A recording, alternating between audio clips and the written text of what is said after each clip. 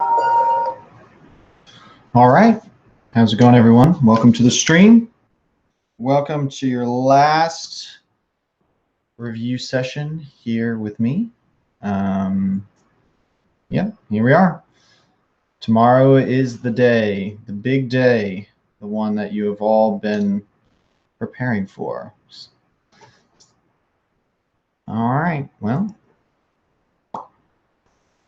I'm here. What up, Abina? Hello, Izan.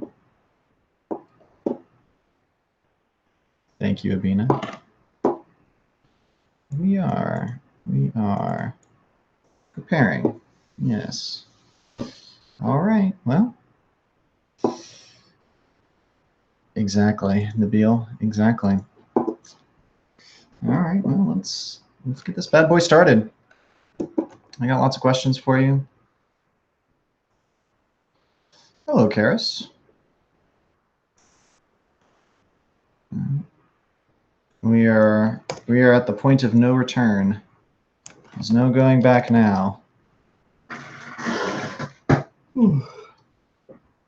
2-hour stream is on. Can you survive? Can you make it?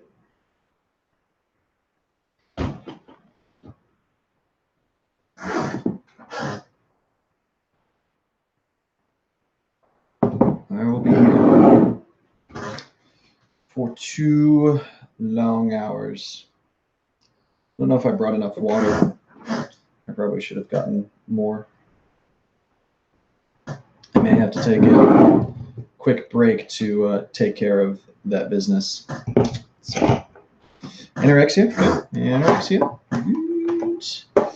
So today's going to be slightly different, as there are a lot of things going on, or there's just a lot of time to chew through.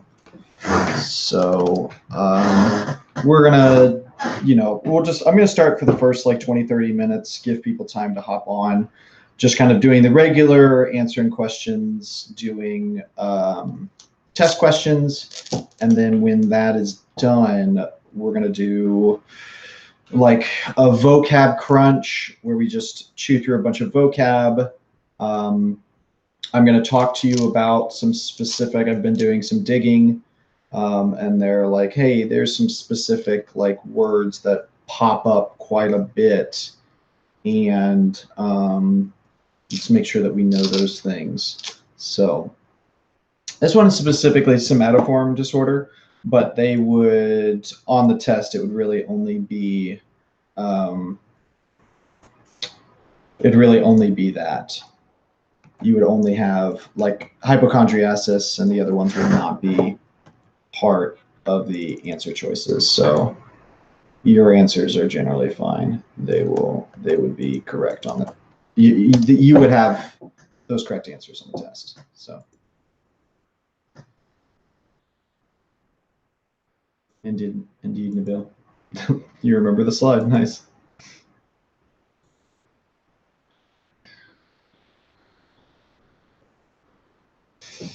Yeah, I mean, on this one, it's not the absolute threshold. Remember, that's the minimum level of stimulus needed in order to sense something. This is just your threshold. This is talking about neurons, not absolute threshold. So.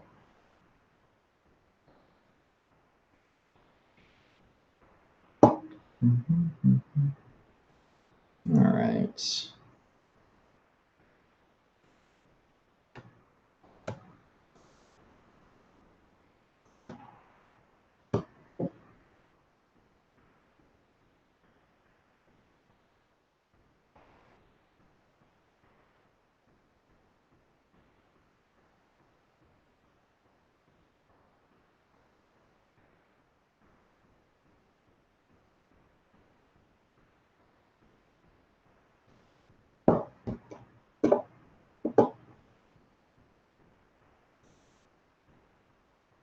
No, they would not have both, Abina. Yeah, you would be fine.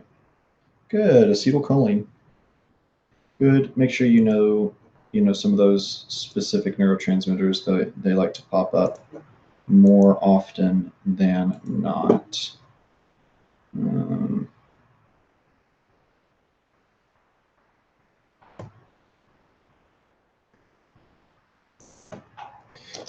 don't think we also don't need to worry about the spelling. I don't think that will be a little concern. So.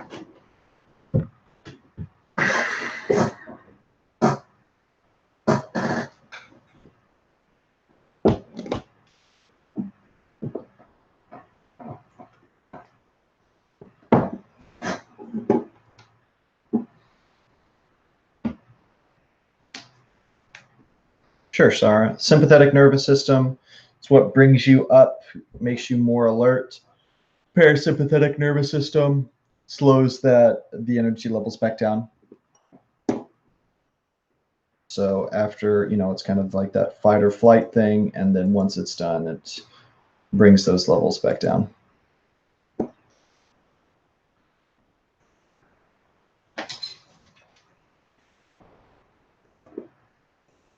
Manifest content is correct. Good.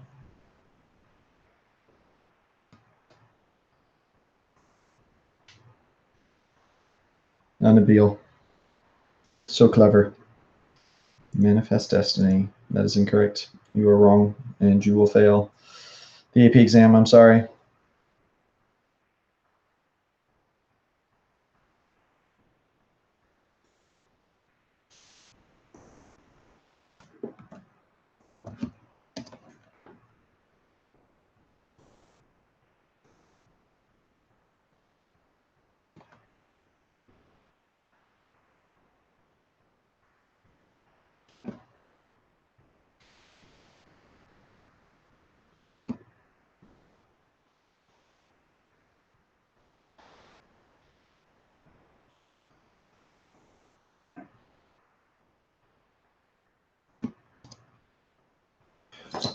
Here are your answer choices for that one.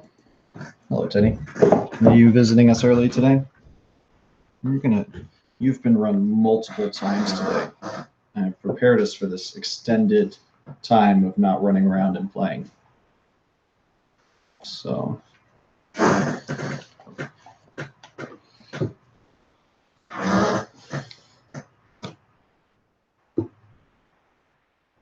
Hello.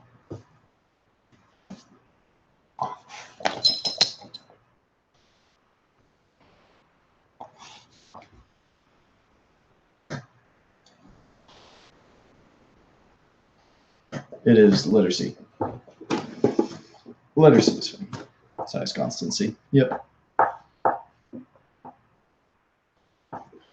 Size constancy. Literacy.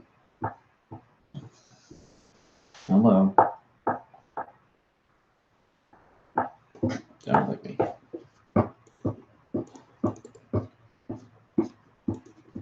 So I hear that they have a thing at the school now where FFA is trying to train people on how to like work with dogs and stuff. And so I hear on Fridays, teachers are bringing their dogs to school to it's like a daycare type thing. So I don't know. Sure, you could say relative motion maybe, but size constancy is what you're really looking for. Yeah, it is pretty cool. I just found out about it, and supposedly they've been doing it for a while. I think it's part of like it's like for a vet tech, you need to have certain training, and so the new teacher, I do not know her name. The new teacher has brought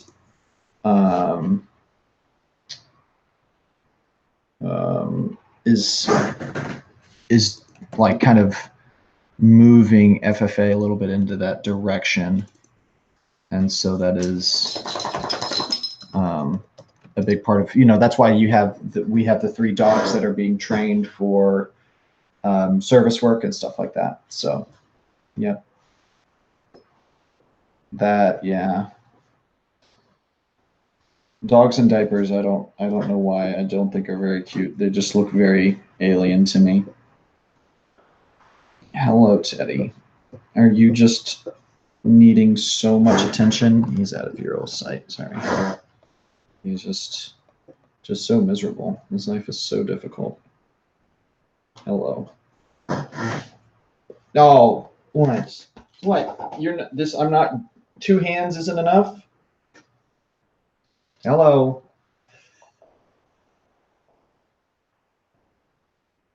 Miss. I think it's Mrs. Isn't it? Mrs. Mr. Smith or whatever. I think she's married. Yes, control group. Good. Okay. Now from that same example, what is the noise level? So go back to that question to kind of give you the next level point of that. What variable is the noise level? What variable? Oh, it's Miss? Okay, my bad, Kaylee. I thought she was married for some reason. The noise level would be the what?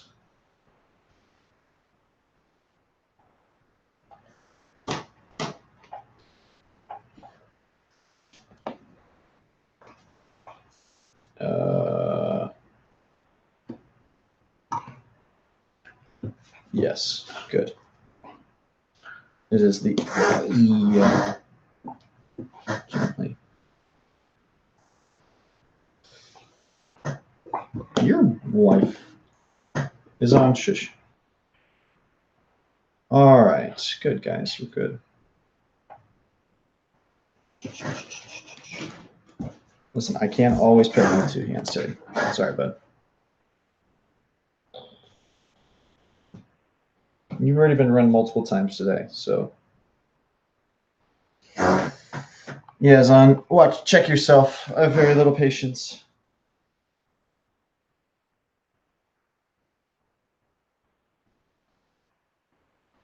His, her, listen. Nabil, I hope that tomorrow you are as astute in your question reading as you are at this moment. This is specifically the reticular formation. Reticular formation. So let me go back to the original question. The hindbrain was not, or the pons was not a specific one. Remember, reticular formation deals with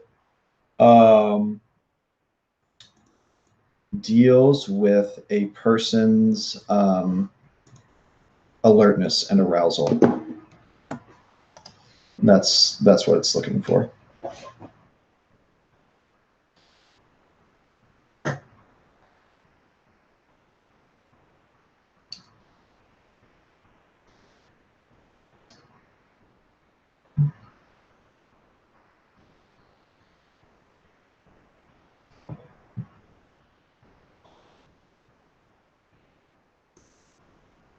No, I doubt they would be answer choices, Alexa.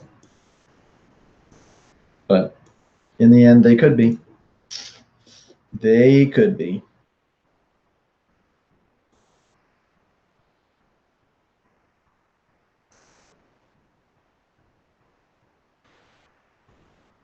Alec.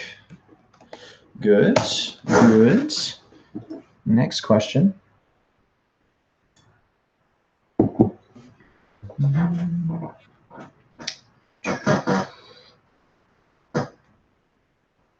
That is true.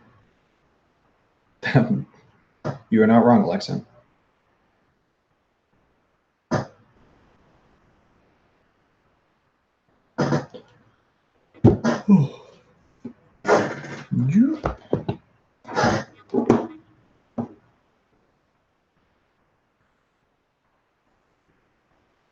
Good. Stage 3, stage 4. All right. I actually don't have the FRQ stuff with me. Whoa, hold on. That question just exploded. So give me a second. All right. There you go. And that question's also got the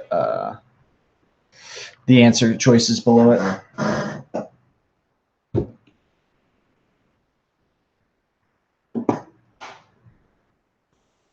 No, it was not last year's FRQ.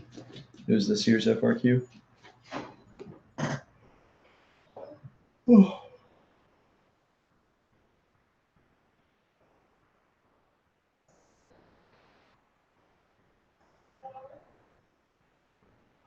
This is letter A. This is concepts, actually. Concepts. Pigeons can reliably discriminate between pictures of cars and pictures of chairs. This best illustrates their capacity of concepts, groupings of things. You wouldn't have a pigeon be able to tell the difference between like a Lamborghini and a Porsche or something like that, but they can tell the difference between those big things.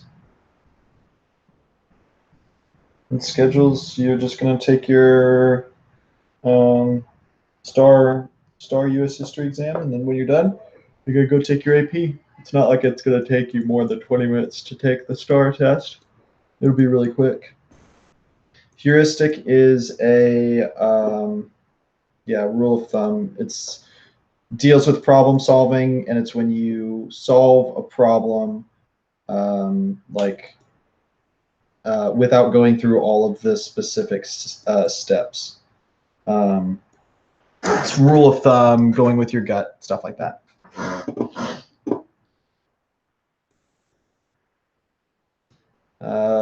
AP officially starts at 12. 11:30 is what time you have to be there.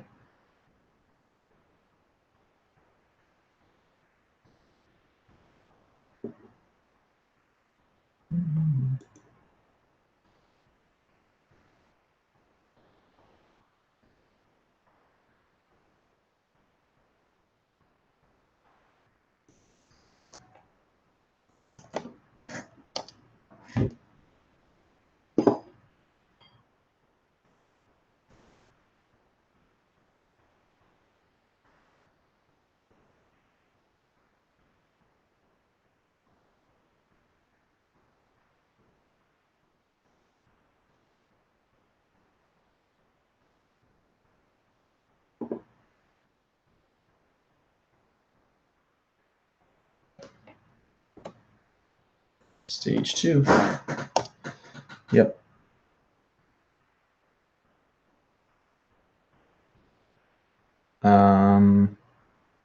Sure, Abby. Sure.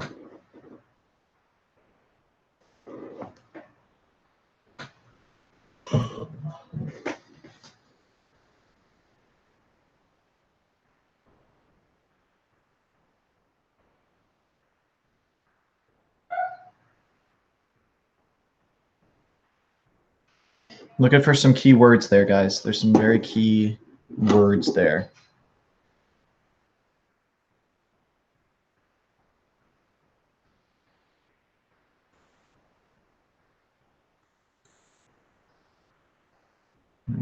It's more of a theory, actually. More of a theory.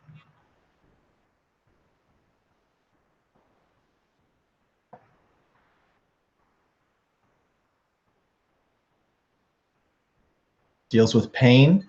It's a theory. Yeah, there you go, Christine. Got it. Gain control theory. Mm-hmm. Yes, indeed. Yep. Good stuff. Gain control theory.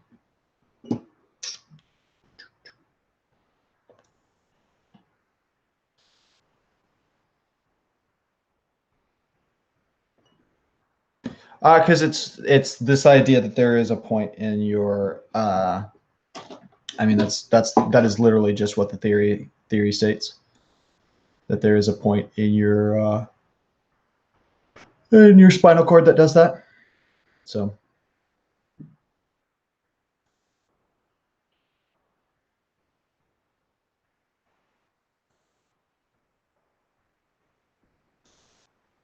Iris, good.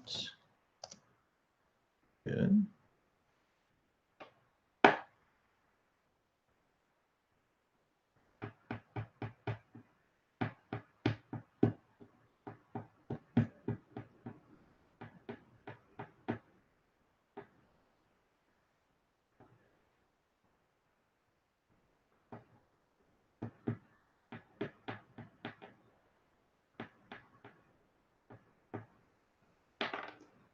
Instincts is what we're looking for. Good.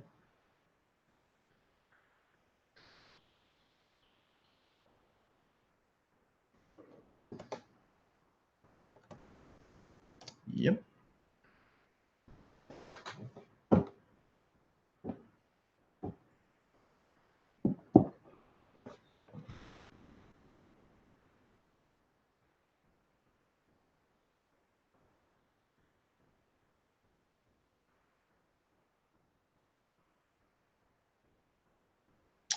All right, reliability, excellent. Okay, so we got 33 people on, and we're about 20 minutes in. So let's kind of transition a little bit. We'll come back to questions, of course, or test questions, obviously. But let's talk about a few things. So the first thing that I wanted to talk about was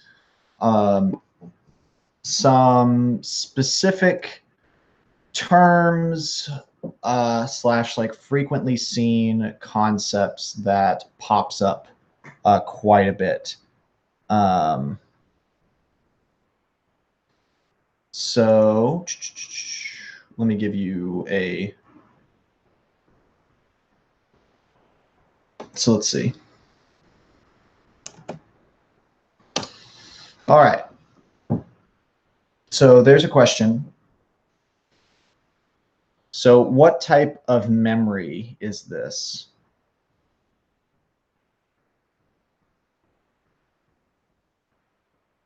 Oh, sensory adaptation. No, don't go down that road. No. I don't even know what habituation definitely doesn't deal with that. There you go, Abina. Abina's on it. Yeah, remember sensory adaptation is like if you got into like a bathtub or whatever, and you slowly heated up the bathtub while you were laying in it. That would be sensory adaptation. Or excuse me, you jumped into a bathtub, it was really hot, and then after a while it cooled off, or you got used to it. Oh. Well, my bad. All right, so sensory memory. Okay, so for some reason, we often see sensory memory pop up. Yeah, it's one of those like, it's talking about memory, but it's not like the real easy short-term versus long-term memory. So that is something that often likes to rear their head. Okay. So here's another example.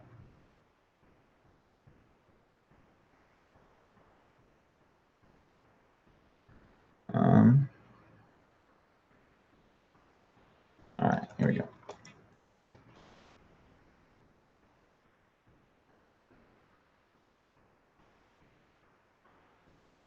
Oh, sorry.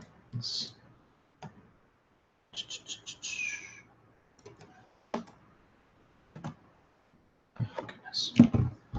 Come on, Monk, get your act together.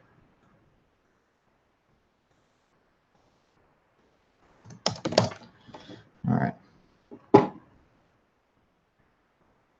Boil in the bathtub, yeah. Hilarious, Nabil. Hilarious. No, that is not what that is, Abby.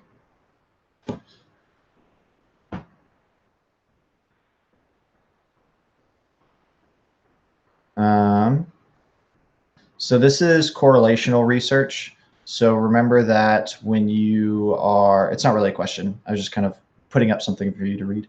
So yeah, correlation causation type thing. So remember, correlation is that recognizing or measuring between two, like you're looking between two variables and trying to see what the relationship is.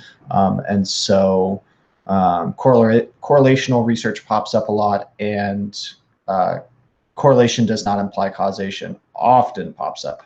So, all right, so the next is representative heuristics. So we talked about heuristics before. Abby, remember sensory memory is just all of the senses that you pick up all of the time in a classroom or wherever you are, but it's only the things that you're focused in on are the things that go to short-term memory. Sensory memory is just very, very quick. It passes through. Like right now, you're listening to me, but you're also smelling what's ever in the kitchen. You're looking at, there's all these bright lights or whatever. You're sensing the touch of your clothes on your skin, but you're not paying attention to that. So that stuff disappears and you forget about it. And that's sensory memory. It's only the things that you're paying attention to that moves on. Okay, so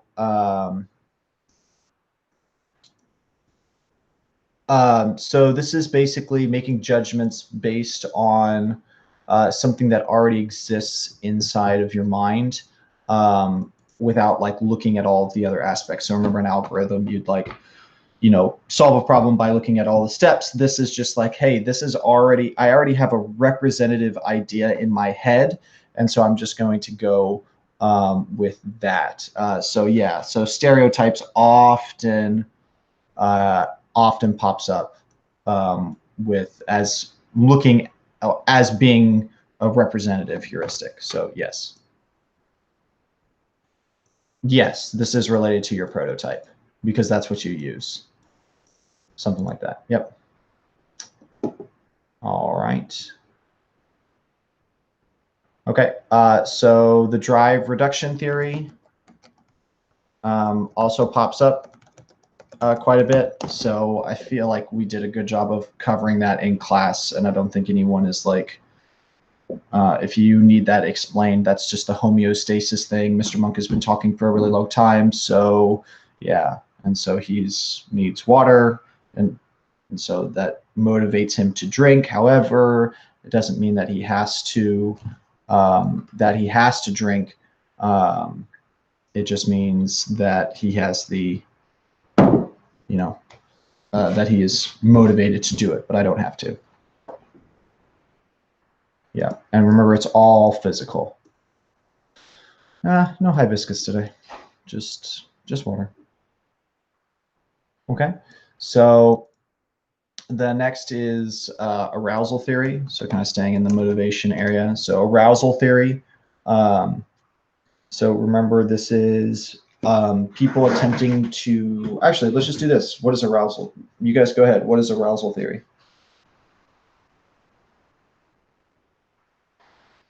I'll let you guys answer this one.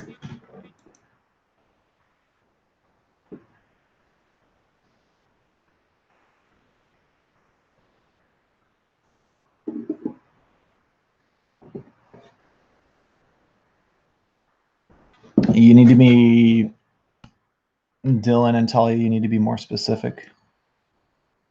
Yeah, ideal. Thank you, Karis. That's what we're looking for. Yeah, so we're looking to hit your ideal level of arousal. So Mr. Monk, when he got home today, went upstairs and took a freaking nap because, that's about as exciting as his life gets. So, and then I had dinner and prepped for this. So Mr. Monk is, his life is pretty simple. Teddy, his optimum level of arousal is much higher than that. And so he has to deal with living with me because he wants to run around all the time. Oh, you heard your name. Okay. So, yeah, sleeping is very exciting. I agree with you, Zone. Yes. Yes, good. Okay, so we're good with that. I felt like we were pretty comfy with that. All right.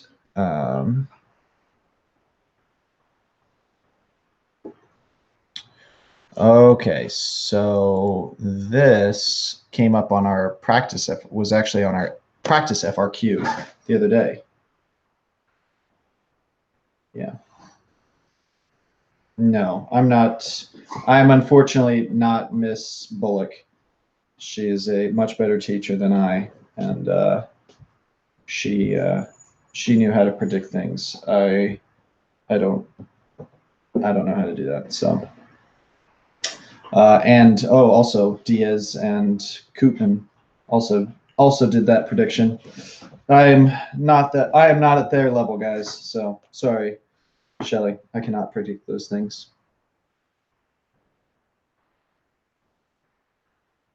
Yeah, good, Abby. Yeah, Codeline.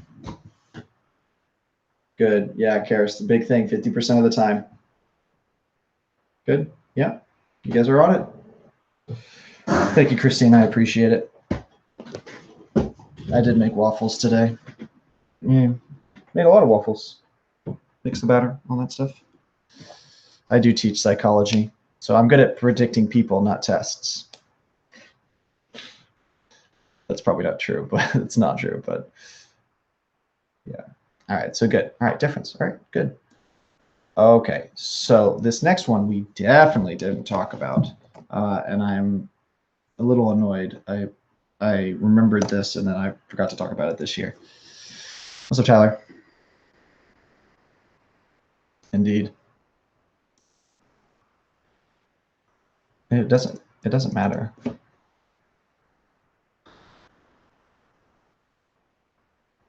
Christine, let's be real. I'm glad, Tyler. Yeah, so ventromedial hypothalamus. Very simple, guys. Remember we talked when I was just like, yeah, the hypothalamus does like a zillion things. So this is the part of your body that makes you feel full.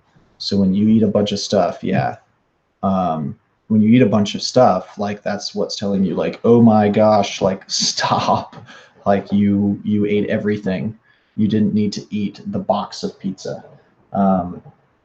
So that's what tells you what happens when you're hungry. So that being said, if it's damaged, that would mean, as Shelley stated, that you would eat a lot because you would never. So they do this with rats. They cut out the ventromedial hypothalamus, and the rat will just eat itself to death because it never feels full. Now, on the flip side, you see the ventromedial hypothalamus more, but on the other end of things, you have the lateral hypothalamus, which tells you when you are hungry. And so if the lateral hypothalamus isn't working, indeed, Nabil. Right, and then everyone would die. Yes, of course. Lateral hypothalamus is what tells you, like, oh, it's time to eat. So a lot of us, especially Americans, have been overworked. Yeah, possibly. Okay, good. All right. So, yeah. Okay, so the two factor. So remember, this is the two factor or the Schachter, Schachter Singer, Schachter two factor, whatever. Okay, what is this one?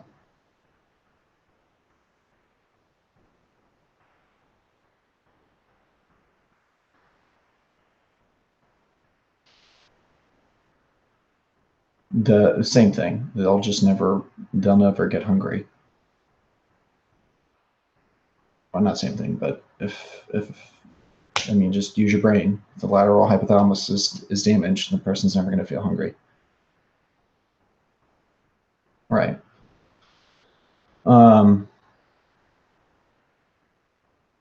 Yeah, so it's all about that, appraisal, that mental appraisal of like, okay, why am I feeling this way? What's going on? Where's this emotion coming from? Stuff like that. Yeah, so it's stimulus, arousal, physical arousal, interpretation, and then we have the emotion. Good. Yep. That pops up. It pops up a lot. So, okay. So next one we see is biomedical therapy. So this is focusing on physical intervention. So this is mostly, drugs. Karis is on it. Drugs, electroconvulsive therapy, and it can be, drugs. Yeah. Yeah. Also, don't forget about electroconvulsive therapy and psychosurgery, which is like, you know, like with Little Miss Jody, they took out half of her brain. You know, you have the guy who got his cerebral um, um, corpus callosum cut in half. Yeah, prefrontal lobotomy. Good, Abina. Yeah, that is. Yeah, but mostly that. Okay. Um, they will often talk about instinct theory. So just talking about your natural instincts. Remember, these are the things that are unlearned. And it's just a natural part of, it's just something that you inherently know how to do. No one told you how to do it. It's unlearned. Yes, it does have a cognitive label. Yep. Yep. All right.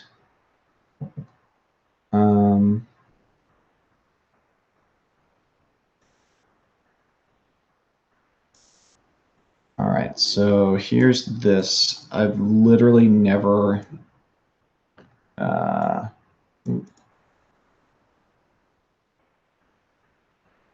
okay. So let's see. Yeah. Okay, so what's encoding failure?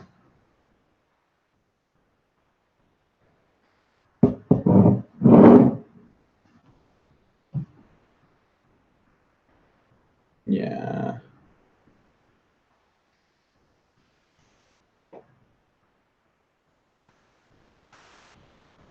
Right, but we need to be specific about why we can't remember this stuff because it's not, yeah, the memory's not stored, it's not retrieved. Right. What Nabil is saying is it does not compute.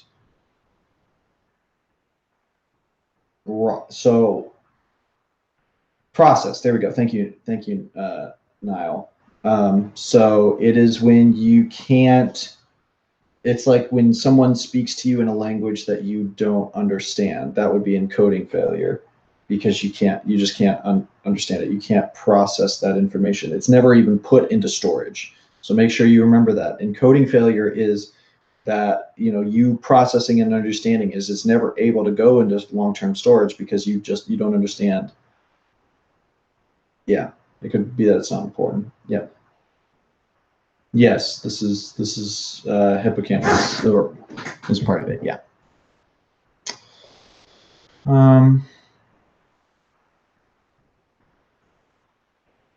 Okay, so next is transduction. What is transduction?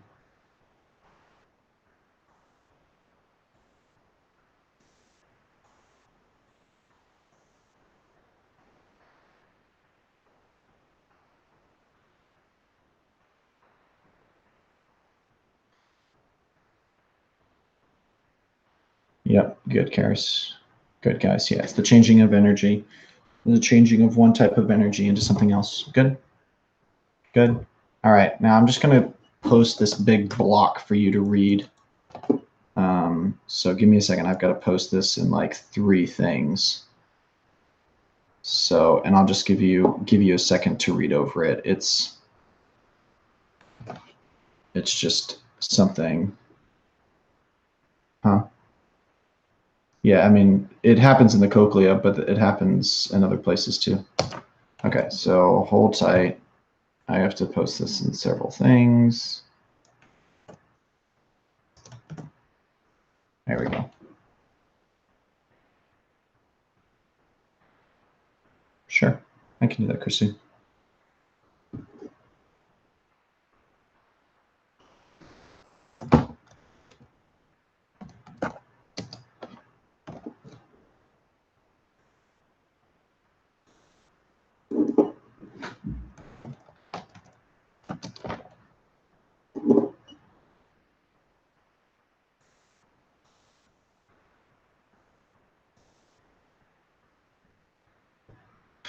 Okay, so that's it. Empathy, altruism hypothesis. I mean, we talked plenty about empathy. We talked about altruism briefly. So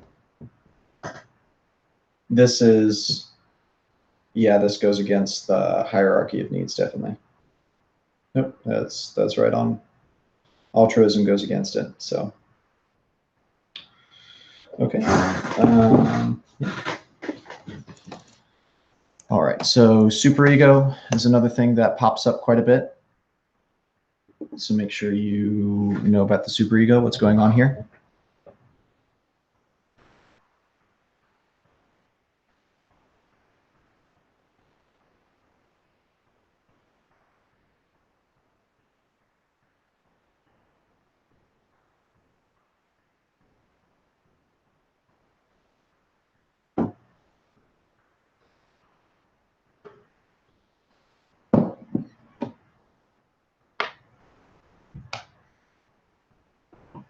Yeah, this is your moral conscience. Yeah. Tells you what to do, tells you right and wrong. If you do something wrong, it makes you feel bad. Yep.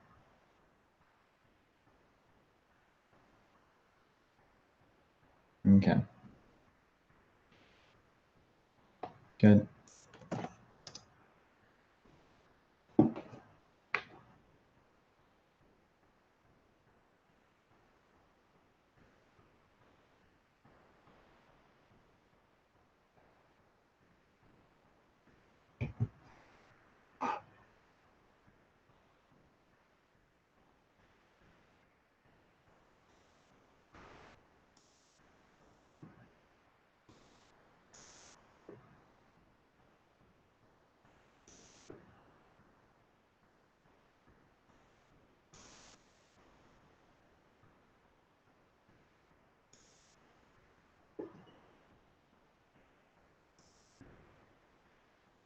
Yep. So being able to clump information together, um,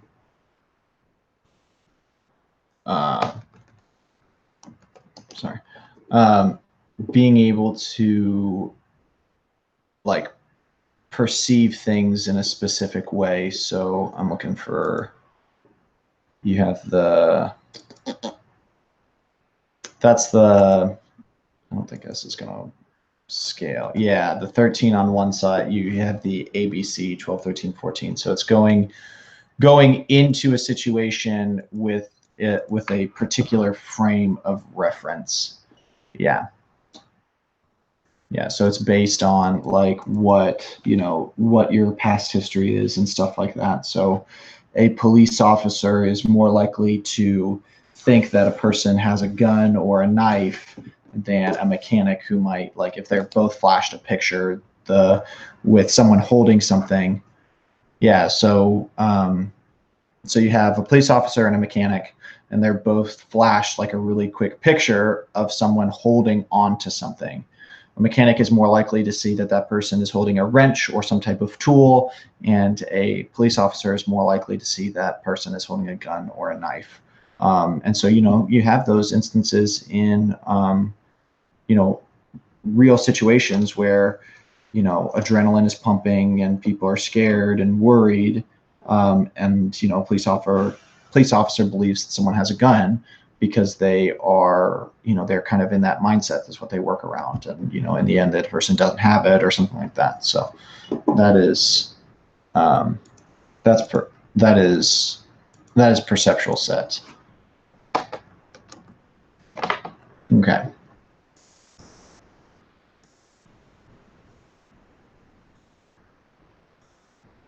Mental set is similar. It's just like a different. It's like a framework for solving problems. Uh, an example would be like Mr. Monk's car broke down when he first started driving. Mr. Monk's, the first time his car broke down was because the battery died. And so the next time his car broke down, he was just like, oh, the battery must be dead. And so he went and checked to see if the battery was dead. So that's mental set. Is going back to like previous ways to solve something. Okay, so next.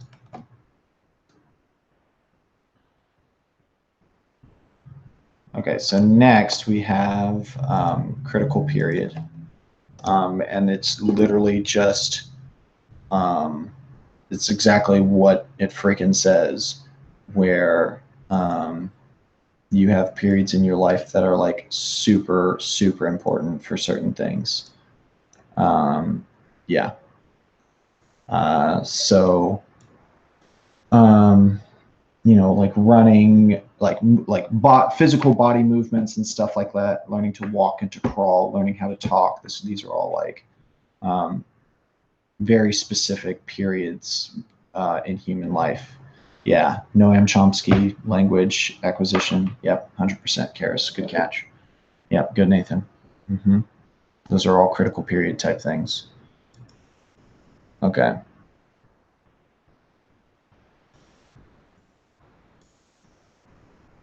So reciprocal determinism, one is, remember, this is from Albert Bandura.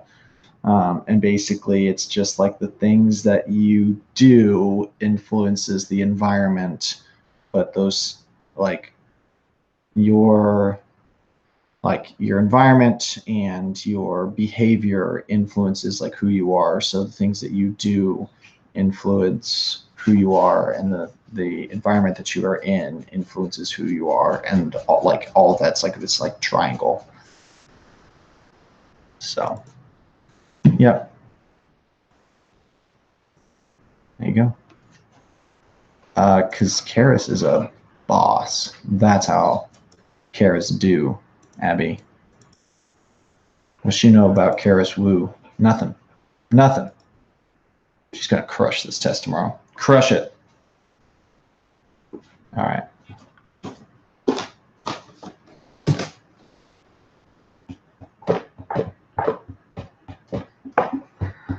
Okay, so here we go. This is something that, Teddy, dude, what is your deal? What is going on? Are you just not? I know you don't have to go outside. We've been outside. You just don't get enough attention. Your life is full of misery and hardships.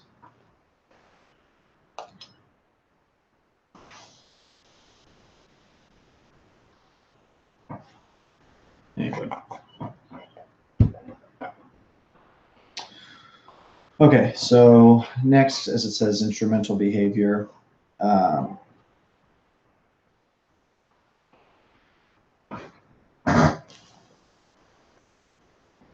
Yep. No, just instrumental behavior. I don't know. I don't know. I actually honestly don't remember the last time I saw this. So this just sounds a lot like operant conditioning. Yes. Yep. It's not a question. It's just some stuff for you to think about. Just some stuff I've been looking around and trying to find what's on. All right. So yeah, basically.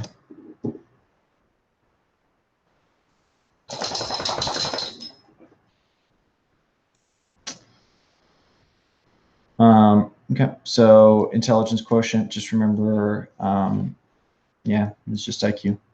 So it just helps us better understand, you know, what someone's intelligence is. It's a way of measuring it. Yeah. All right, so here we go. So we didn't really talk about this very much, but this is a specific symptom of mental illness. And it is used to kind of talk about a disconnect from reality. And you know, you'll see this a lot in like schizophrenic patients that aren't, you know, like whatever's going on in reality isn't really happening in their heads, and it's all, you know, all bad stuff. So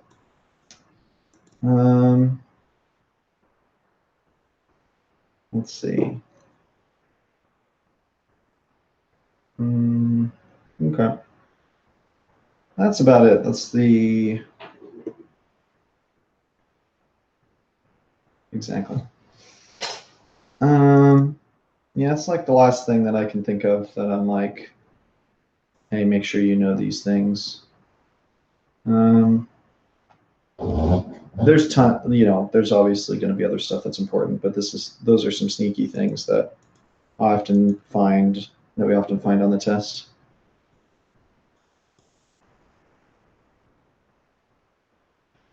Yeah, I mean that could be one of the feelings there. Is all. Yes. Yeah. Yes. Yes, Brittany. Definitely a feeling you can get from drugs.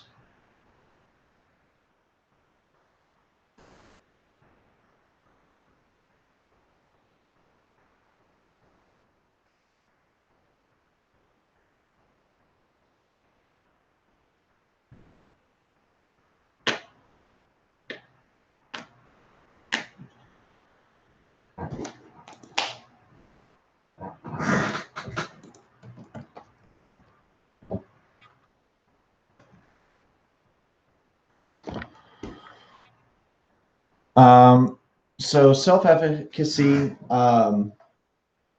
is how capable we are. What's up, one? How capable we think we are at like controlling a situation or event. Oftentimes, this is influenced by things that have happened to us before. How good you are at something. Like for Mr. Monk, he's like has had some instances where he hasn't done well in interviews, and so when I go into interviews, I'm always a little bit more nervous than maybe I should be because because in past experiences it hasn't like gone super well. So that would be, how I don't think I'm super capable at that, and that oftentimes influences um, how I do in that. So um, self-serving bias, remember, this is when we are talking about um, why this is the attribution theory. What are we attributing someone's behavior to? Why are they doing this thing? And it's saying that and it is saying that we're giving ourselves a break. We attribute our behavior in a favorable way. If we do something bad, oh, it's the situation. If we do something good, it's like, because I'm a great person. That's the self-serving bias. Mukti, the difference between absolute and difference threshold is that absolute threshold is the minimum level of stimulus needed in order to sense something, quietest whisper, the softest sound, the faintest light, and difference is deciding between two things that are very close, like two shades of gray or two different types of material. Yes, Nabil. All right, Shelly, question. Anne is terrible at riding a bike, but knows she has ability to get better if she practiced. Is it high self-efficacy and internal locus or low self-efficacy and internal locus? I think she has internal locus of control, and it looks like she has low self-efficacy because her past experience has been really bad. So it would be low self-efficacy. Because self-efficacy is it doesn't really say about how she feels about her past experiences, but based on the fact that she hasn't done well, I would say it's low. Internal locus of control is when situations happen, it's how do you feel. Right, yeah, but remember, your self-efficacy is impacted by your past experiences, and her past experiences have been really, really bad. Oh no, yeah, I'm sorry. Yeah, I'm sorry. Yeah, it would be high self-efficacy. I read that first part and then stopped reading the second part where it says, but she knows she has ability to get better if she practiced. Yeah, she has high self-efficacy. Yeah. I read that first part and was like, oh, there's the answer. So don't do that. Always read all of it. Yeah, so locus of control is talking about where you think, where blame comes from. And so when you are like what is in control of what's going on. So a person with an internal locus of control believes that they have control of what. Yeah, ask questions. Oh, what did the AP books say the other way? Yeah, the AP books are usually really good, but sometimes they're just wrong. Like, I don't think, whoever writes them is not always correct. So, yeah. Yeah. Okay. So, yeah, internal locus of control, you believe that you have control of the things that happen to you. So you didn't get the job that you wanted. Whose fault is that? It's my fault. I should have done this. I should have done that. I should have done that. And then an external locus of control, I didn't get the job I wanted. It's because the boss is biased. The person who's hiring is biased. It's because my mom didn't get me to the thing on time, blah, blah, blah, blah, blah. As an external locus of control. Okay. All right. Good. All right. Well, let's see. Okay. So we hit on some. Yeah, tell me about it. So, okay. So we've done that. So we're gonna do a little terms crunch. Availability heuristic is what is the first thing that comes to mind. You're making a decision based on the first thing that comes to mind. And the difference between that and representative heuristic is the thing that you have set. So representative heuristic is based on like prototypes. So like that best image or best picture in your head, and availability heuristic is the first thing that comes to your head.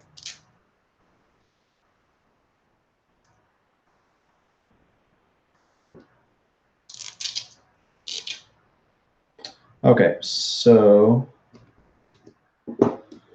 y'all all live in suburban America, Nabil. Don't you be harping on people for privileges. Y'all are all quite privileged. All right. All right, here we go.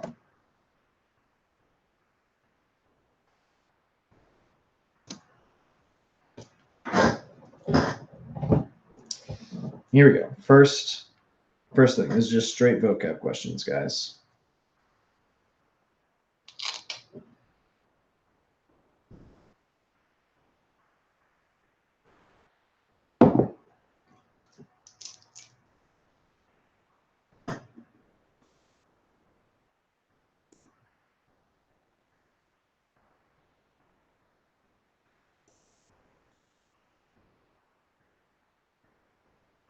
Okay, good. Attribution theory.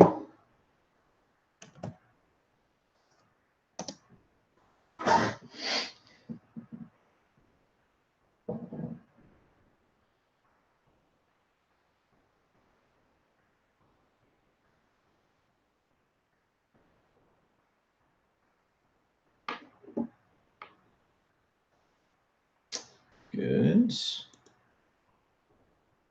Open the door.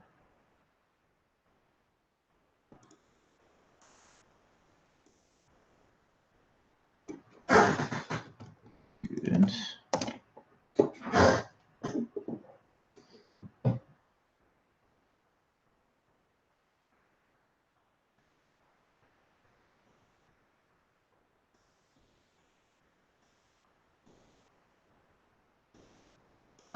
Good. Double blind. So I'm going to spice in some things that we either didn't talk about or spent very little time talking about.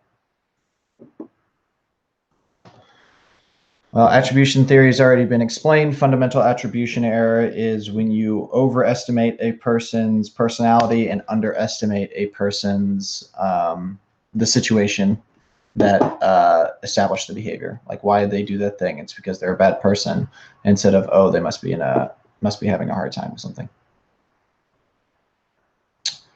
No, it's not placebo effect. No.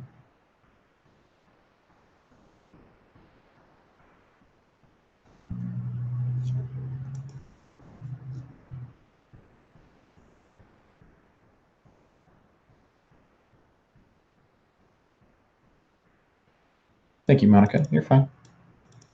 All right. Hey, guys, this is a term. This is a theory.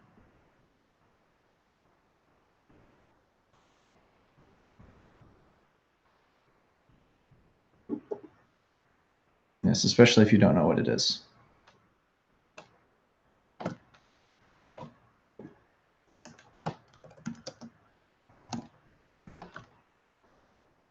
Okay, so this, guys, this is what we call the Hawthorne effect. This is the Hawthorne effect. Okay, so basically it is just this idea that, like, when you, so let's take a step back. So the Hawthorne effect, yeah. So think about the, just put it in your brains, just really quick. It's not, yeah. It's not a big deal. Just remember Hawthorne effect, that it changed, like when you are in a study, I'll post it all together so you have it. Okay.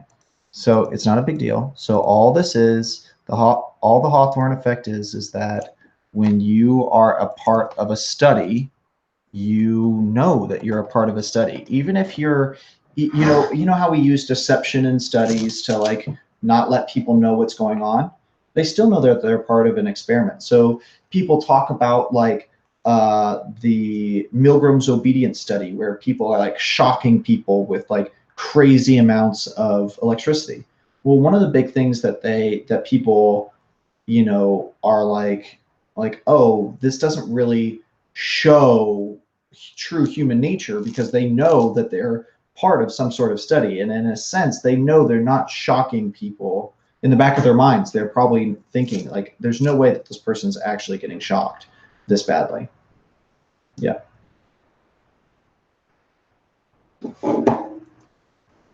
Yeah. The Hawkeye effect. There you go. That, what, however you get it, however you remember it, whatever meme you wanna put to it, or whatever mnemonic device. All right, here we go. Next one.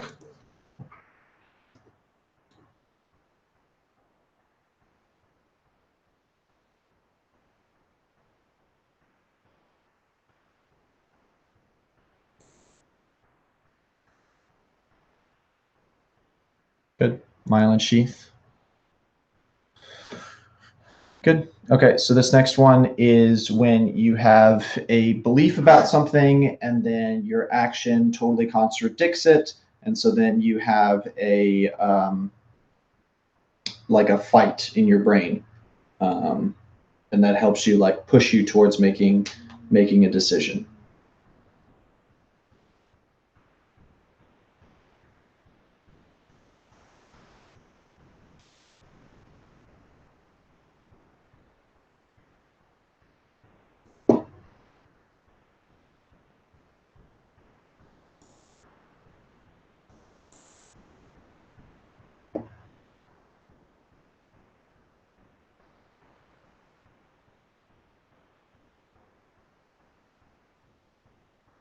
Cognitive dissonance. Good. Okay, didn't.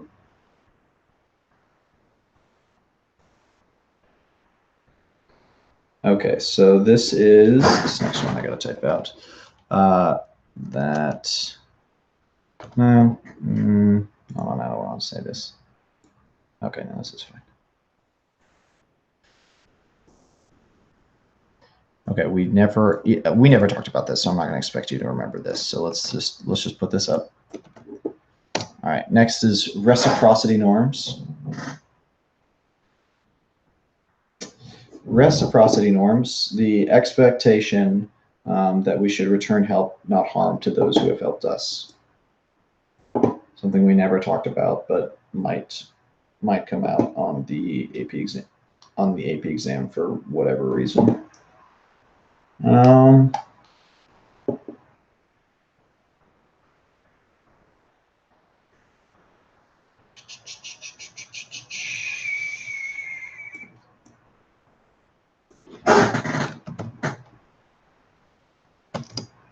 Ooh.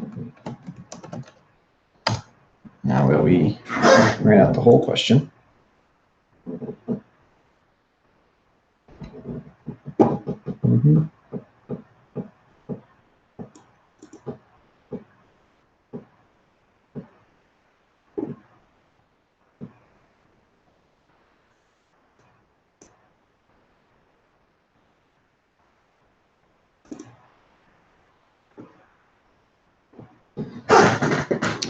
Yep, placebo. Good. Okay, so next what I want to do is I want to talk about 3 different types of neurons, because we just didn't do this.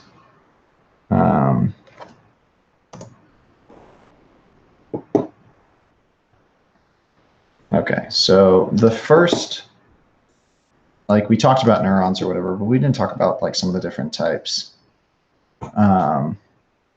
So first you have these sensory neurons, and you just like, I don't think like you'll generally need to know the difference between, like you won't have to compare them, but you'll see these words and I don't want you to be like, holy cow, what the heck is this?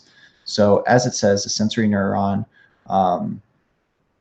is carrying information from your nose, your ears, whatever, to your central nervous system. So it's like taking, you touch something and the sensory neurons are taking that information from your fingers to the central nervous system, to your brain, to your spinal cord. Okay. So then an interneuron, that is basically how your brain and spinal cord communicate with itself. So it's all within the central nervous system. And so it's like, all the different like neural pathways inside your brain. That's what's going on there. And then you have motor neurons. So with sensory neurons, remember that those are afferent with an A, and motor neurons are efferent with an E. It takes effort. Motor neurons take effort to like work out and run and stuff like that. And this is what is going to take that information from your central nervous system to your muscles and glands. So when you want to run around, move, and dance or whatever, that's the motor neurons are going to take that information from your brain down to your to those muscles. Okay. All right. So when talking about neurons, what excites that by causing neurotransmitters to hit the site multiple times? What type of neurotransmitter is this? Excuse me. What type of neurotransmitter are we looking at?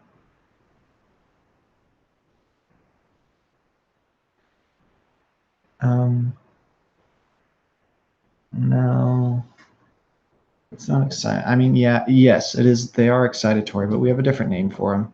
So yeah, thank you, Karis. Yeah, so excitatory is not incorrect, but what I was looking for here was an agonist. So, and then on the flip side, you have an antagonist, which inhibits by blocking neurotransmitters. Yeah. Agonist. And then antagonist, just think of like in English or whatever, an antagonist is the person in the story that is trying to stop the hero or whatever. So they are the antagonist. They want to stop. Okay. Know the difference between the sympathetic nervous system and the parasympathetic nervous system. The sympathetic nervous system is going to get your body up and going, and the parasympathetic nervous system is going to bring that body back down. So fight or flight, sympathetic nervous system brings you up, parasympathetic brings you back down.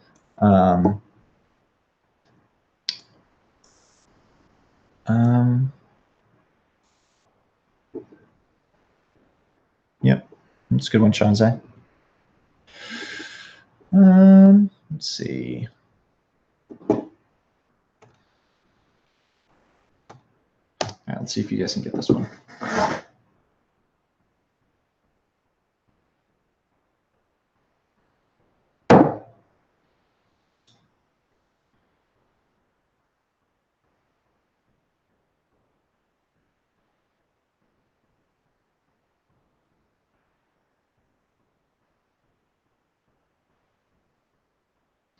Yep, this is an Uchi. Good. Good, good, good.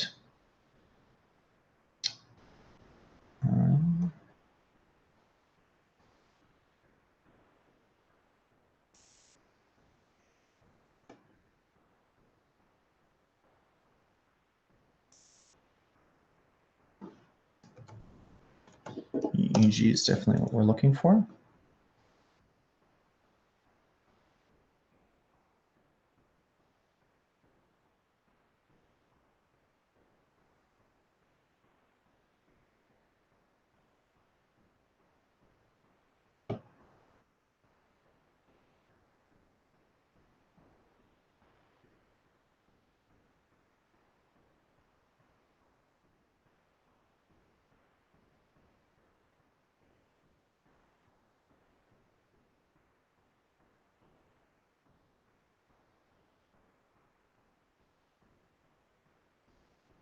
All right.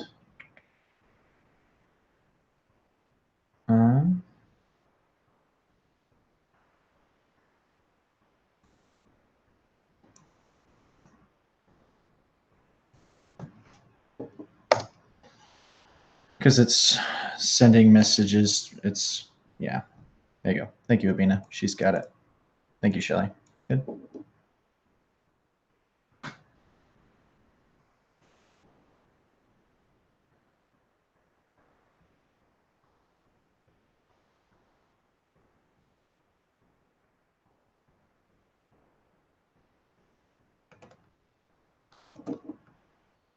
Good refractory period. Good, guys. Good. You're doing good. Doing good.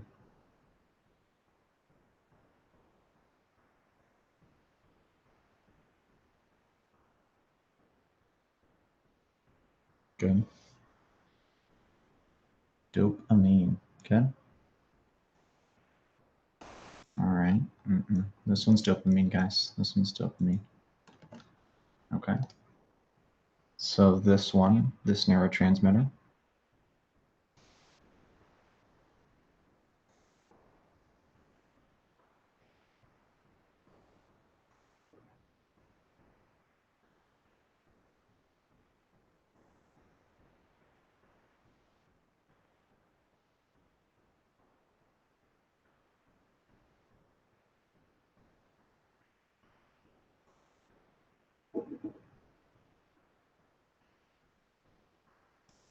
Okay.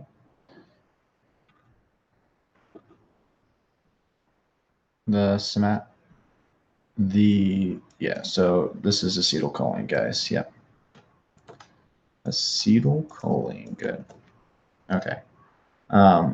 So the somatosensory cortex, don't get like, it's that area at the so you have your parietal lobe up here. It's the area that's right next to it, and it helps with making sure that you like helps with your sense of touch and stuff like that. So remember we had that weird looking homunculus thing that we looked at? That's part of your somatosensory cortex.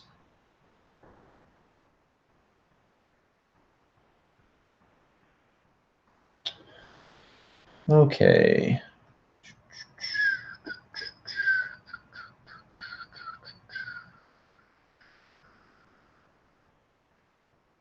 All right.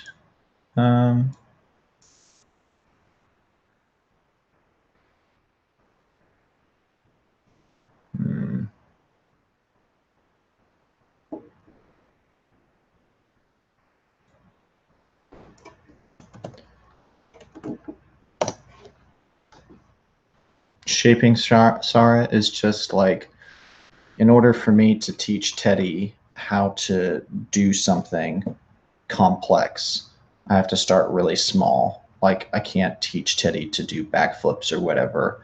I can't just like give him a treat and expect him to do a backflip. I've got to teach him to jump and then jump up and then jump in circles or whatever. So it's like you're shaping specific, shaping those things. Good, guys. Trichromatic. Yeah, don't worry, Abby. You don't need to know how to smell that. Perfect, guys. Good. Good, good, good. Hey, I'm feeling pretty confident, you guys. This is good. You guys are doing well.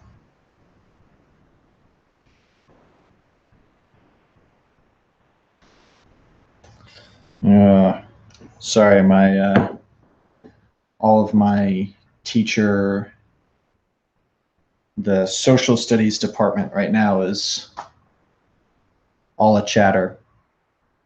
Uh, they're looking at the weather and stuff. It's supposed to be pretty nasty. So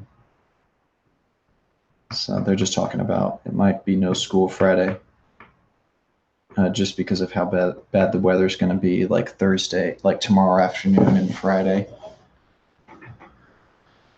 Well, I have 120 something. I have 120 something kiddos. So to say that I'm happy that 30 of you are here, I'm glad that you 30 are here. I'm glad that that is the case. However, I feel like there are many more. I feel like a lot of you that are on here don't technically need to be on here. You're pretty ready. But there are lots of other people that should be on here that definitely need it. And okay, so priming, sure, Christine. So priming is just like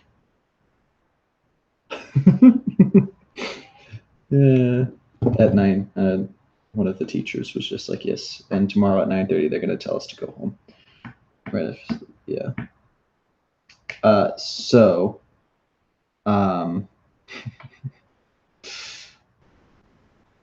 this is your vestibular sense. Yeah, remember, sense of body position and movement. Kinesthetic. Kinesthetic is talking about your body parts. So let's see. Hey, listen, it's not about shots being fired. It's about doing what you need to do in order to pass. Some people ain't doing that. What was I talking about? I super lost track of myself. I have no idea what we're talking about. This is your vestibular sense, guys. Yep, vestibular sense.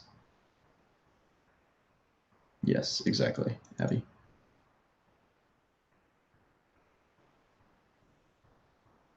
No, vestibular sense is sense of body position and movement, and balance. Balance is like your big one. Balance is your big one. Oh, priming. Thank you. Okay. I'll get there, Christine. I'll get there. Listen, I've already been on here for an hour, almost an hour and a half. So, I'm only so sane. So priming is like you are pre-prepped to like to give a certain answer.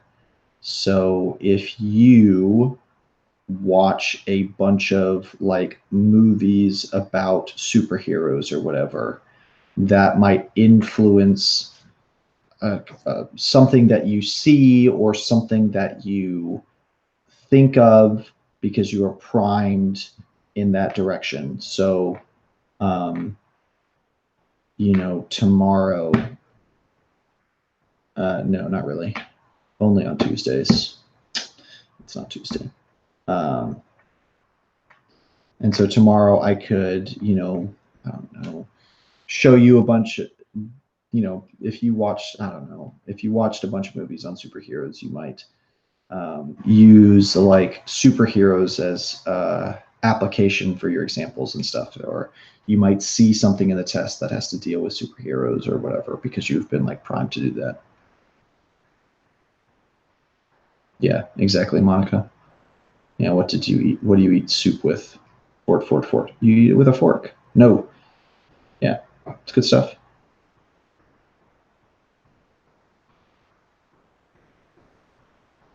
Yeah, exactly, Christine. Good. All right, let's keep going.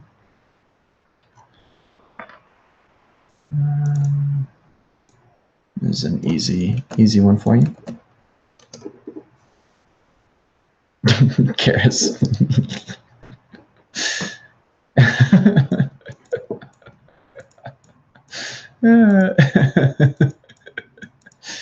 See, this is what I'm talking about with Karis. Like, she sits quietly in the corner, studying her butt off and being secretly hilarious.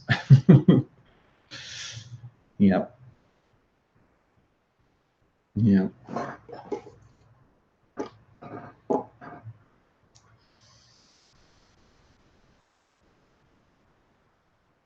All right.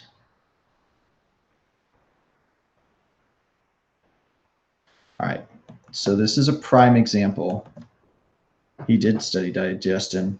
That is 100% what he did. He did. That we talked about that. He won a Nobel Prize for his work on the digestive system.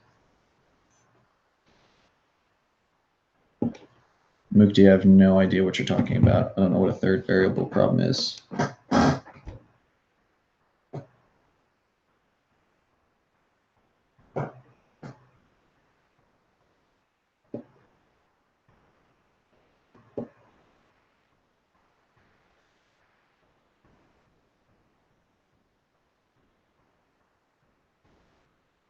I legit told Emma to cool it with all the studying. She got like a 90 plus on the test yesterday, and so I was just like, you don't need to cram for this test. Just do some review for the FRQ and you'll be all right. So yeah, if you got a 90 plus on the test yesterday, you can call it quits. I ain't gonna tell you anything you don't know. The most important thing for you is that you get a good night's sleep tonight. So unwind or whatever, because you're doing great.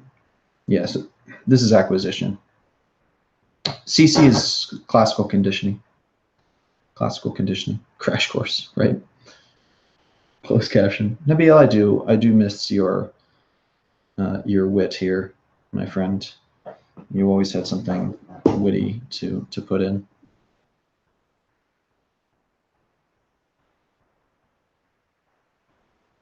Oh, he's on. I don't think one person in the thousands that are taking it is going to ruin any curve. So, but yeah, man, she's been putting in the work. So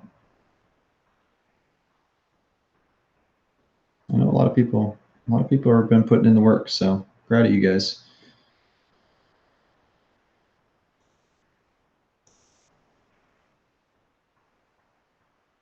Oh, confounding variable. Oh, is that what you're talking about? Confounding variable, that thing that's like can be literally anything that that negatively influences your your study. Yeah, I think is that what you're talking about? Confounding variable. All right. So this is something we didn't talk about. Yeah. Did I check the grades? No. I use it later. It's for my later use to see if the practice test is a good measure, a good reliable measure of what you got on the actually got on the AP exam. Third variable problem. You just dude me? You just call me dude, Shelly? Dudette. Let me look it up. Third variable problem. I literally have no idea what this is. It's a type of confounding variable in which a third variable leads to a mistake causal relationship between two others. For instance, cities with a greater number of churches have a higher crime rate. What? A type of confounding variable in which a third variable leads to a mistake in causal relationship between two others. Huh. Yeah, so I think it's more like correlation does not imply causation type thing. So I didn't look, Shelly, at how many. I did not see it. I didn't look through all of them. When we were done yesterday, it was pouring rain. I was like, I'm gonna go home. So watch it is on. Watch it. Your flattery can no longer help you. You are no longer in my class, and it won't help you on the AP exam. So you're on your own, kid. Yeah, just remember implicit memory. It's that it's like that. It's also known as procedural memory. It's just like being able to. Emma's here. What's up, Emma? Emma, go study for something else. You don't need to be here. We literally just talked about you. Is that why? Did Dylan text you? Like, LOL, we're talking about you? Or were your ears burning because you were hearing compliments? Is that what's going on? I was giving you compliments because you weren't here and it wouldn't go to your head. Yeah, implicit memory is procedural memory, and it's just like being able to like ride it. It's the memory of being able to ride a bike and stuff like that. Yeah.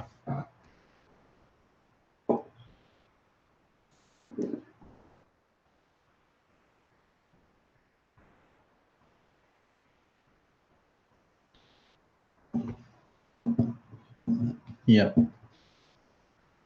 No. Yeah. I'm not really sure.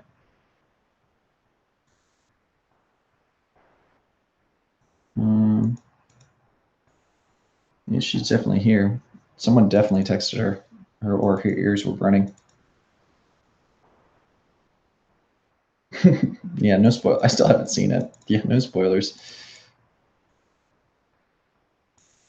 Good. You've definitely put in the work to get a 5. You'll be fine tomorrow. Like I said, just make sure you get a good night's rest. Okay, so someone asked me a question about what's contiguity.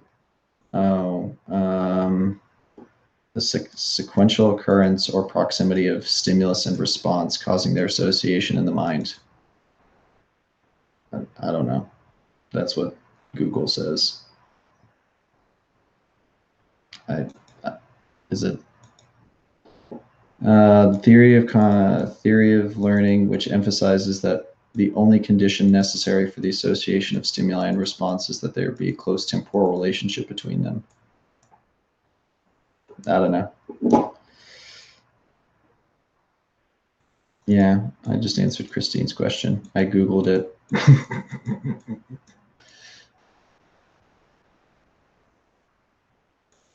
I didn't burn out. I'm tired. That would have been hilarious, Shelly, if he like snapped and then he's just like, oh shoot.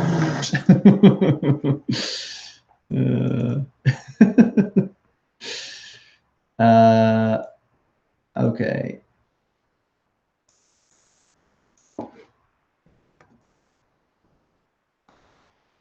Okay. Yeah, sorry.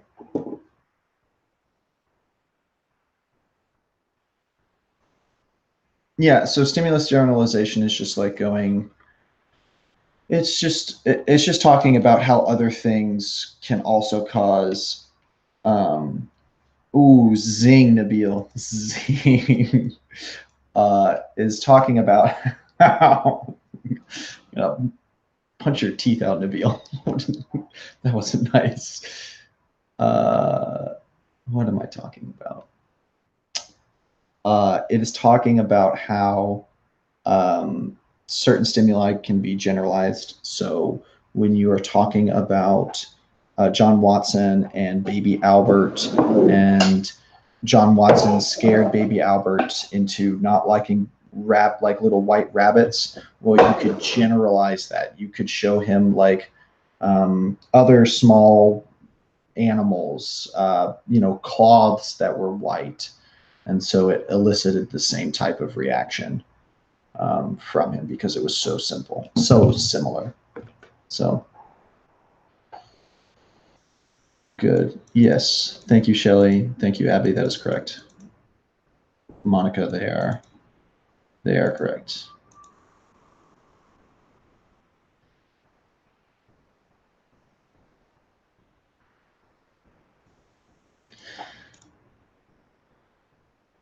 We're not worried about you, Nabil. We're worried about people like Izan who think it's okay, who don't understand what consequences are. So, and believe that, being behind a computer means they can like say and do whatever they want. So you're good, Nabil. I'm not worried about you. All right. So Let's see. Do I have other terms? I do have other terms.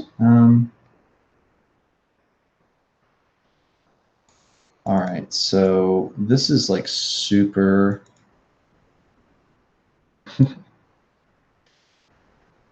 The snap already happened. I survived the snap. So, all right. So, two different terms. This is like dealing with the serial position effect, like the tendency to recall items that are first in line and last in line. And the primacy recency effect is just talking about the serial position effect. Primacy, first terms, recency, last terms. I think, Abby, that some people will never learn those things.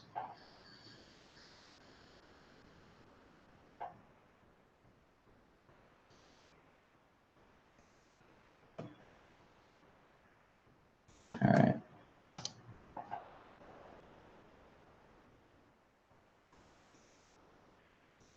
Yes, he is a Neo-Malthusian. Neo-Malthusian.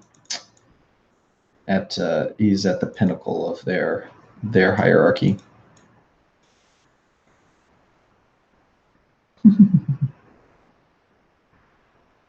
Ooh, yeah, Monica. Bam. Izan, I call you out because you set yourself up to do such things. Yeah. So this is a typical thing that people often do is they'll like do something wrong or like be mean or unkind, and then when people call them out they'll like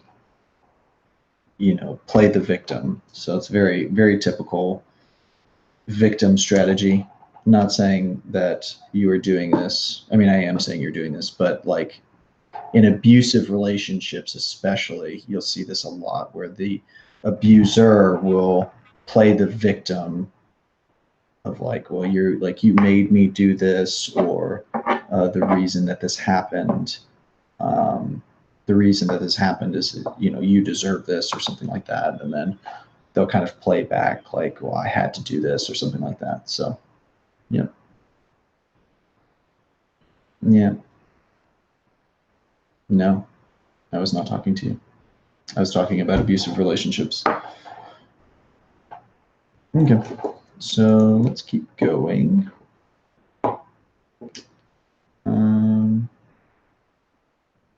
Make sure you recognize the difference between implicit and explicit memory.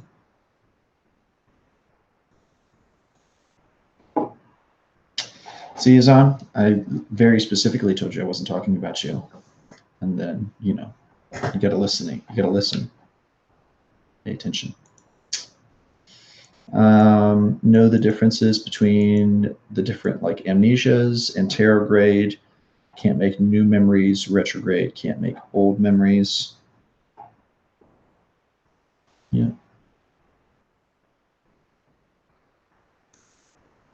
What are we talking? What do you want me to explain a bit more? Yeah, same as declarative and non-declarative. Yep. That's old memories interfering with new memories is anterograde, or yeah, that's all part of, yeah, it's all part of that type of interference. Yeah. Thank you, Gabby. And then retro, that's proactive, and then retroactive is new info interferes with old info. So yeah. I'll post that real quick. So many things to remember.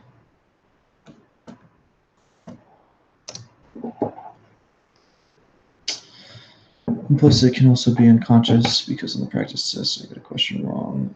There's a girl learned French when she was 7 and applied for a college language course, and she found she was better at it. Huh.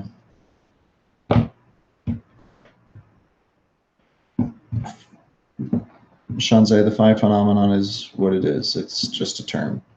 It's just your brain processes movement where there is none. Lights flashing in subsequent lines makes it look like there's actual movement happening when there isn't.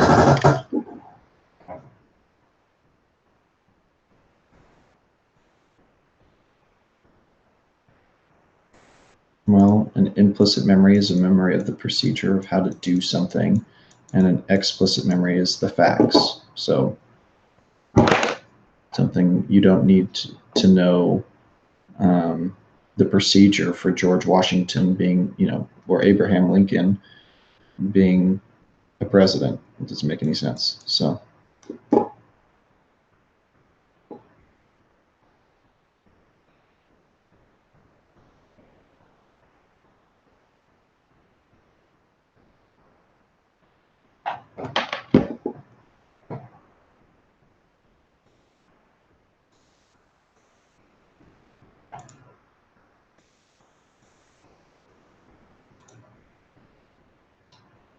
Okay.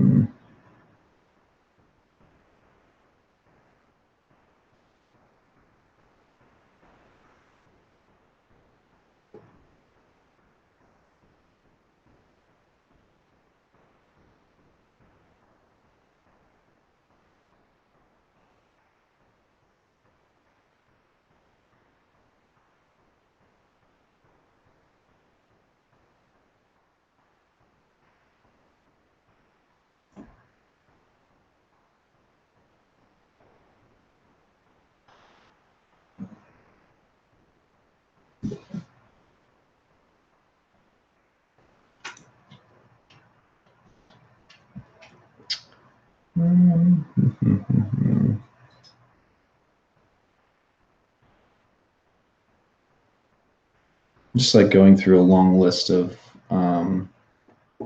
vocab and trying to see if there is like anything on here that we didn't really talk about.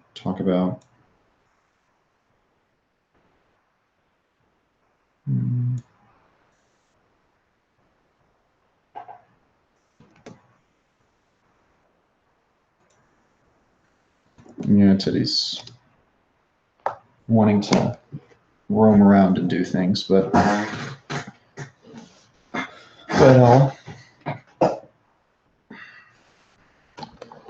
don't know how to get him in the screen. There you go.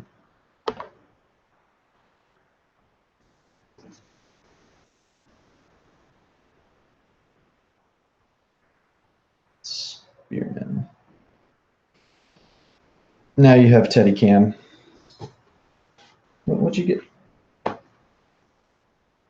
You heard me say your name. Caldwell.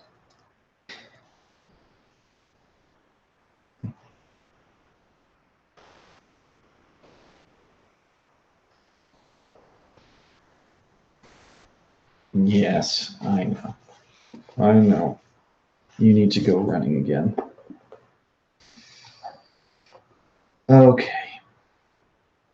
Holly, you had a question, girl, but you haven't asked, or you had something, but you haven't asked it, or haven't said anything.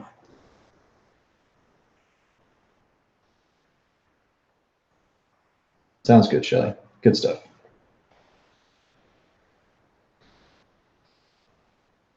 Yep.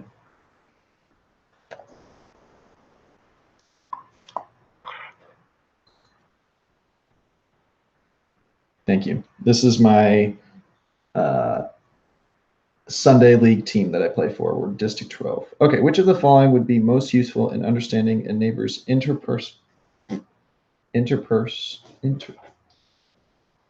Oh, it needs to be two hands. Okay. Understanding neighbors' interpretation of a certain family's recent crisis as being due to extreme financial distress.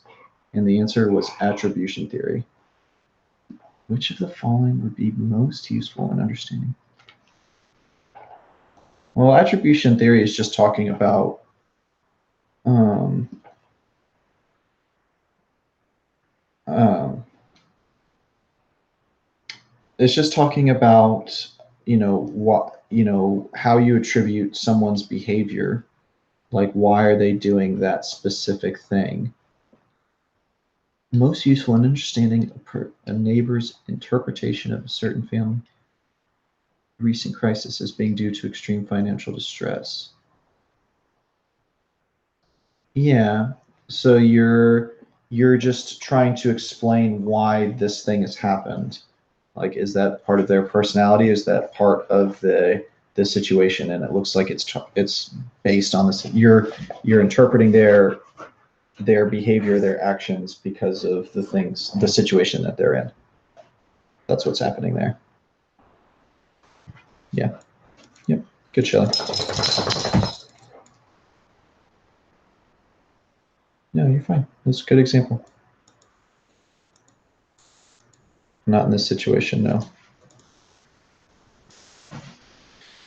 That would be the example that you're giving, Abby, would be the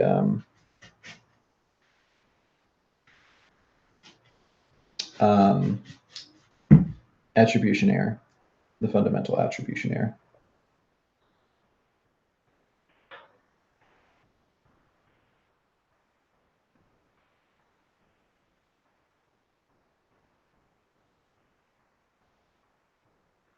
Yep. Okay. No, sorry, I stopped. No. What now? What do you want? Are you trying to like get me to get up?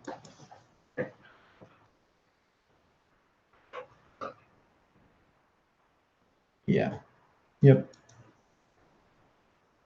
Okie dokie.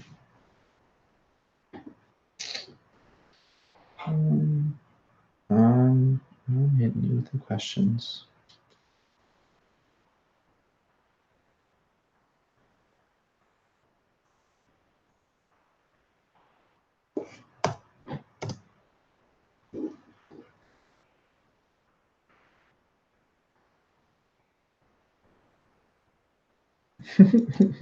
Obviously, Shelley.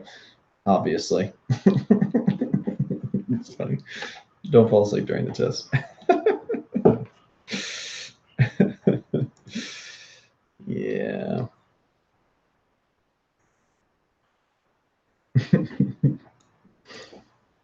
I'm telling you guys, get more sleep in life. Like, I know that it's hard, but just what? What possibly more could you want? Okay. Okay. Okay.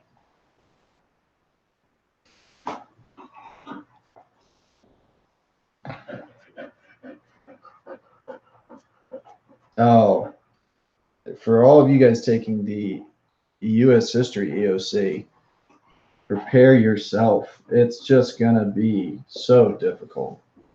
Oh my gosh, they really ramp up the difficulty level on that test. Woo!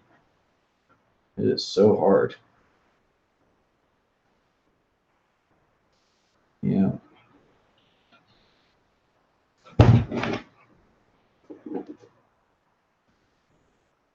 What I would do, my advice is to take an AP book with you to the U.S. History Star. You're technically not supposed to, however, and Crystal Intelligence is correct.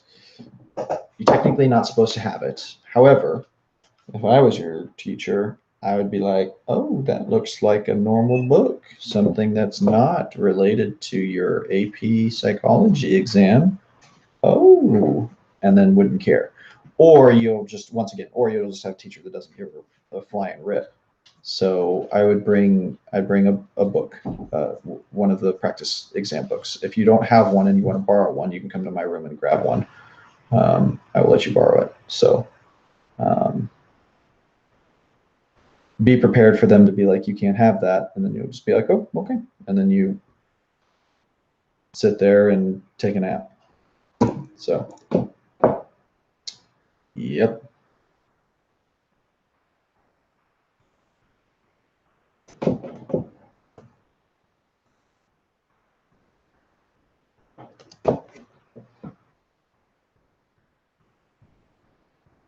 Yeah, I mean, the thing is, Abby, is that some people just won't, like, some teachers just won't care. Or you'll get an AP teacher that'll be like, study. Yeah. So.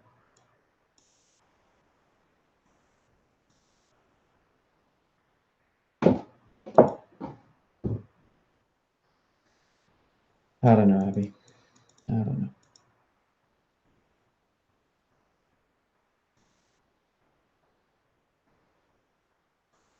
This is the pre-operational stage, guys. Remember, sensory motor, birth to 2 years of age.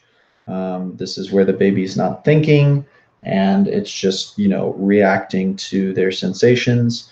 Pre-operational stage is the bulk of it, where tons of things are happening. Language development.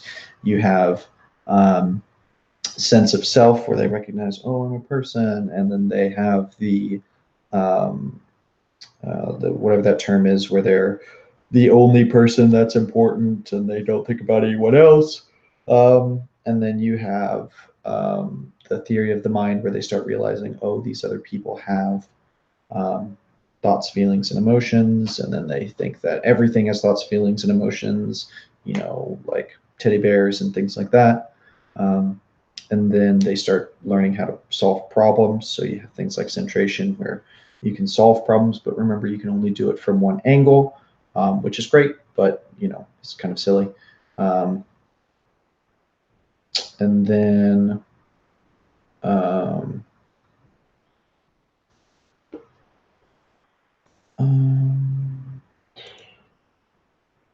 and then you have what am I thinking? And then you have the concrete operational stage, where they can start to think logically, where they can solve problems and stuff like that, but they're really not good at abstract thinking. And so they struggle with ideas that go outside of the norm, or what is like a normal law or something like that. And then you have the formal operational stage, where it's like what you guys are doing.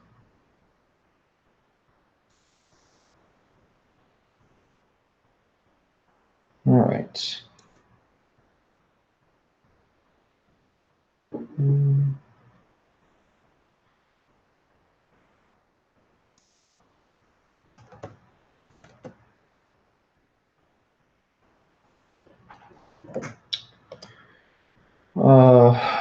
Thank you. Where's the painting from? It's from one of those like painting stores, where you go and you paint with a group, and they have like a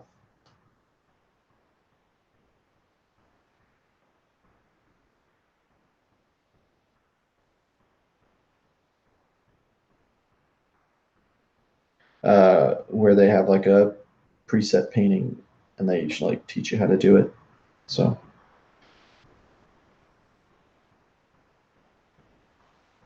yeah, it's just fixation. Yeah, it is in the thing.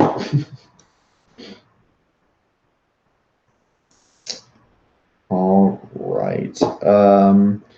Yes, Gabby, I can help with standard deviation.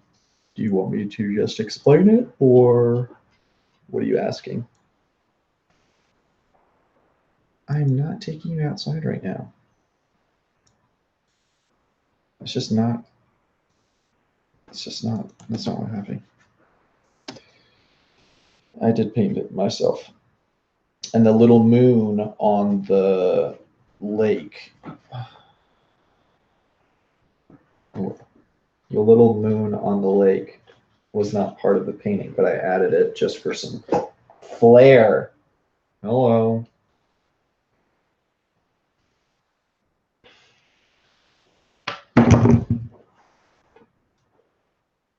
Oh, can I explain how you find it? There's a formula. They're not going to make you do the formula.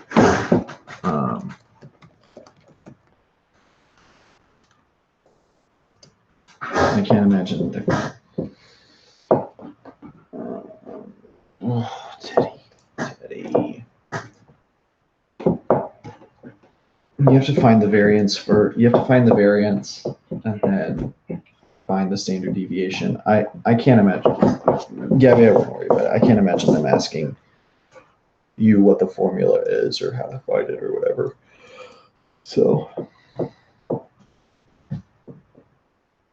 what are we agreeing with Gabby on? How you use it? You use it by. Oh, okay. Let me show you something. What's crit?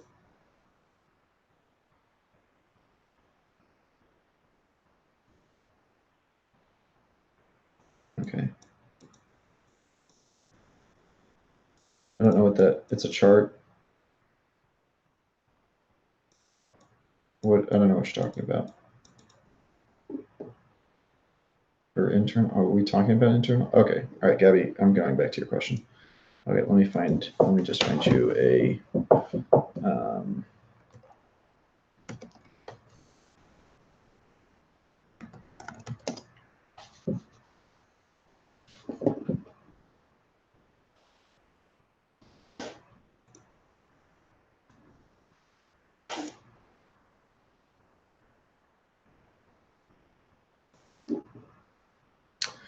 Okay, so when you are right, so when you're looking at standard deviation, okay, so you have your bell curve or whatever here, right? And so what's happening is you are looking at your population. This one's easier to see. So you're looking at your population here, and this is where the majority of your people are. And so standard deviation is telling you, okay, how far away from the average is this group of people? Okay, so within one standard deviation, you have 68% of your population. So the majority of your people inside a normal curve is going to sit here. Okay, and so if we're talking about IQ tests, you would say that that 68% of people score between an 85 and 115. Okay. Yeah, that is how many people stand within it. Yeah, thank you, Karis. So the farther away you get from the mean, the less people are going to be here. And all this is saying is a standard deviation is your average distance from the mean, your average deviation. And so, Shelly, don't say that. And so the farther away you get, the less people you're going to have in your population, or the less populated that is going to be. Um, so, um, so that's, I mean, that's what really all you need to know is that this is a way of looking at the groupings of people and trying to help you figure out where it is. So, a question might be like, okay, um, you know, Shelley was two standard deviations above the mean. Like what percentile is she in, or you know, what is she in comparison to the rest of America? And you would be like, whoa, she's part of a really small population of people. She's like super intelligent, or she's really good at this, or something like that. So,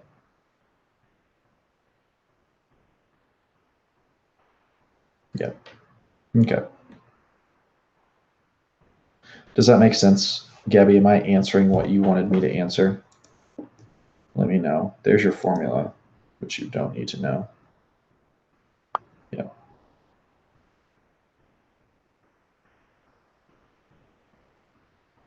Yeah.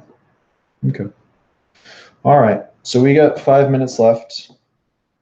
Any last any burning questions that you need answered? Any specific thing?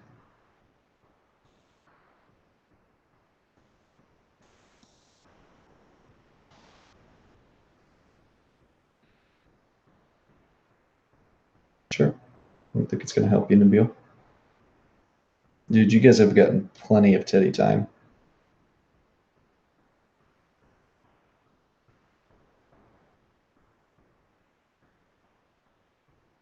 That's Abina, that's specifically for intelligence test. It's not always going to be the same. It's not always going to be that. It's not always going to be 15 points.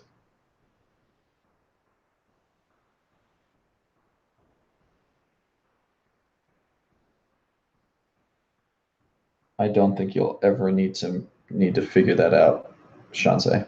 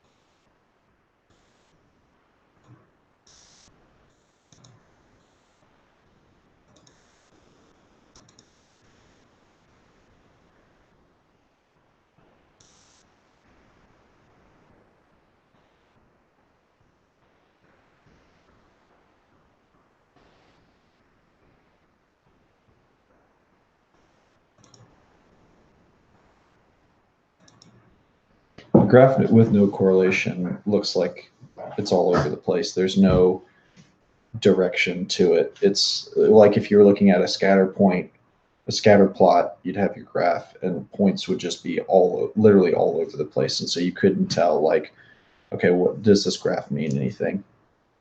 Yeah.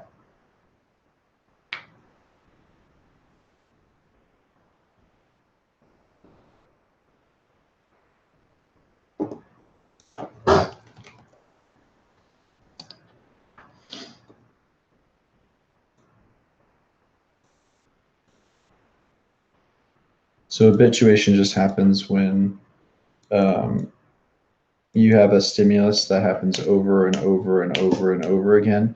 And so you're just like less, you have less of a response. So um, is habituation. So like people who go to a lot of scary movies and stuff, like they just don't like really react or anything like that. Um, um,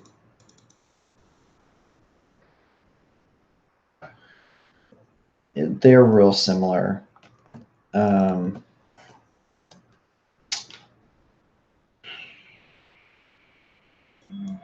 I mean, yeah, I mean they're kind of the same thing. I don't know like a specific way to differentiate those two. So yeah.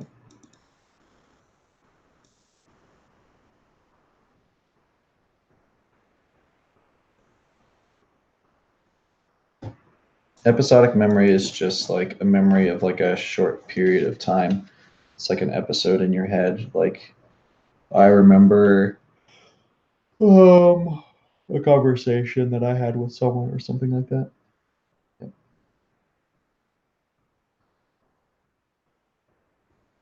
Yeah, 12 would be correct.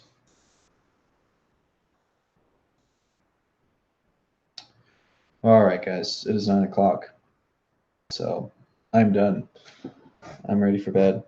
Okay, so tonight, get a good night's rest. Go to sleep at 10, 11 o'clock if you can. Eat a good breakfast in the morning. Don't eat sugar bombs or donuts or whatever. If you don't normally eat breakfast, have something small like a banana or a piece of fruit, something, maybe some yogurt. So eat something healthy.